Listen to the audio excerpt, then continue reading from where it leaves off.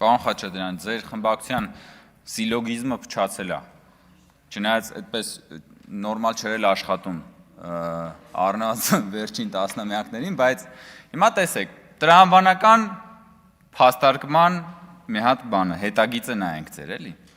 Դուք մանտրայի պես կրկնում եք արդեն տարիներ շարունակ, որ այ Նիկոլ Փաշինյանը 2019 թվականին հայտարարեց, որ Արցախը Հայաստանի եւ վերջ, եւ դրա պատճառով եղավ պատերազմ։ Այսինքն դուք հայտարարում եք, դուք այսքան ժամանակ եկել եւ ասել եք, որ պատերազմը սանձազերծել ենք մենք, Նիկոլ Փաշինյանը, իր հայտարարությամբ։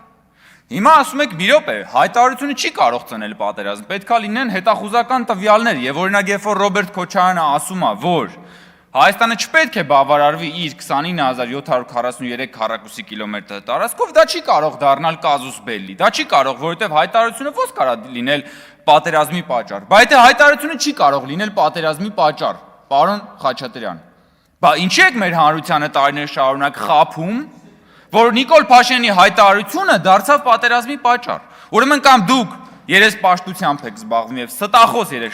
երեսպաշտությամբ եք զբաղվում, կամ իսկապես ձեր սիլոգիզմը փչացել է։ Բայց մենք հո միայն մեկ հայտարարության մասին չենք խոսում։ Մենք ասում ենք, որ դուք եւ ոչ միայն դուք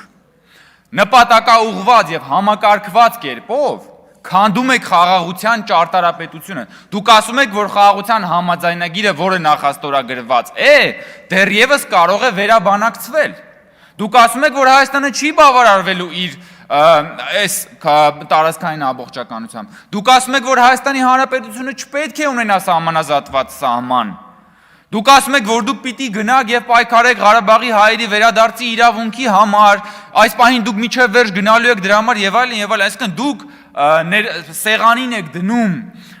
հայտարարությունների եւ մոտեցումների մի փաթեթ, որը ամբողջությամբ կազմաքանդում է խաղաղության ճարտարապետությունը։ Ու հələ մենք ենք շանտաժանում։ Դուք տեղով շանտաժ եք եւ ամփոփելով։ Տիկին Կյուրեղյանն ասում է, այ Ռոբերտ Քոչարյանի բան, դուք ո՞նց եք խոսում մեր ուժի մասին, Ռոբերտ Քոչարյանի օրոք ոչ մի պատերազմ չի եղել եւ այլն եւ այլն։ Հաղթած Ռոբերտ Քոչարյանի օր։ Բայց հաղթած Ռոբերտ Քոչարյանը խի երկու անգամ պարտվեց սեփական երկրում սեփական ժողովրդին, հետո սեփական ժողովրդի բանը